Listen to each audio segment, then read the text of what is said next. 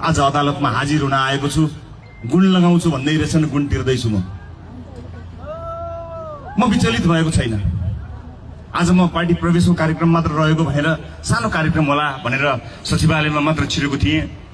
अदालतमा हाजिर लगाउनु पर्ने थियो, म यही छु भनेर।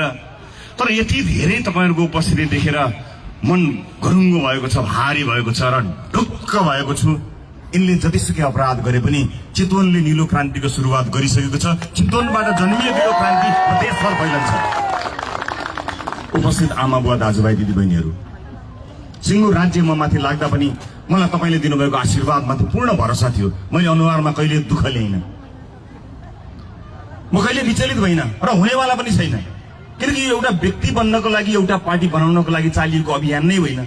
यो त सिङ्गो पुस्तालाई न्याय दिनका लागि थालिएको अभियान थियो। हामीले सुरु गरेको यो क्रान्ति, चितवनले रोपेको यो बिउ बिस्तारै बिस्तारै उम्रदैछ, फक्रदैछ, फुल्दैछ र फल्दैछ। आउने निर्वाचनमा यसको फल लाग्नेछ।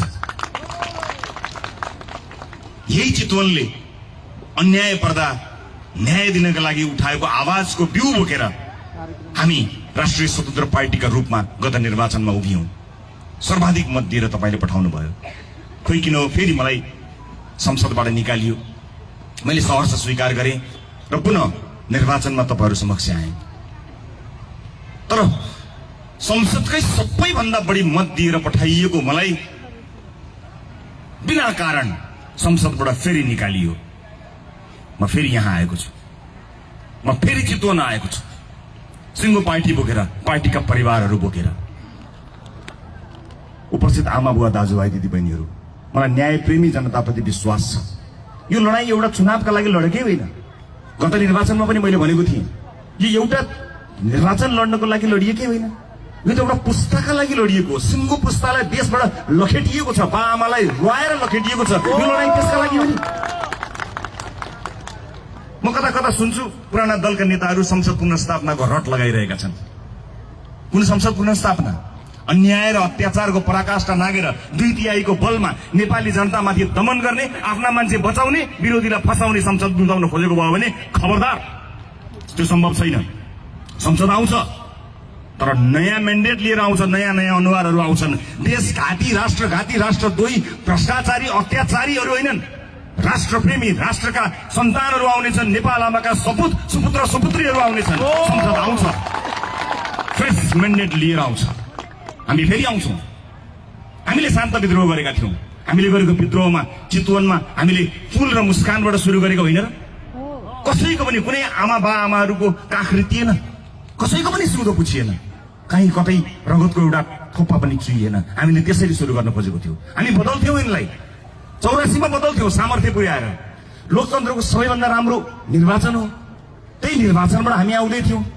तर निर्वाचन गरेर, निर्वाचित भएर लोकतन्त्रको सबैभन्दा सुन्दर पक्ष आम निर्वाचनबाट, ब्यालेटबाट मत लिएर आएका हामीलाई संसदमा कुन हुर्मत लिए नेपाली जनताले साक्षी बनेर आँखा नजिम्कै हेरेका थिए।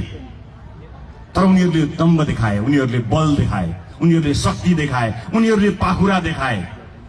पाखुराले देश चल्दैन, जनताको मतले चल्छ।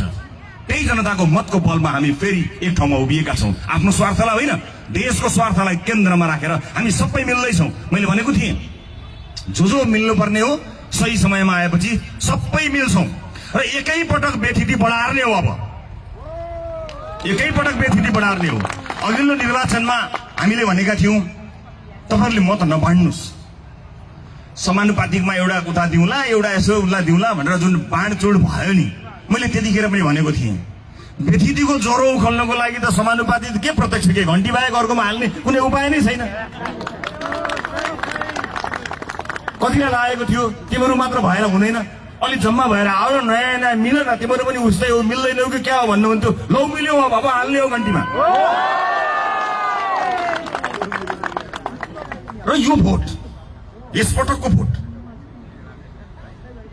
अहिले जन्मिएका केटाकेटीका लागि मात्र होइन, यो माटोमा, यो धरतीमा जन्मिन बाँकी रहेकाहरूको भविष्यका लागि पनि सम्झिएर भोट हाल्ने हो। हामी तयार भएर बसेका छौँ। नेताका रूपमा, पार्टीका रूपमा हामी त तयार छौँ।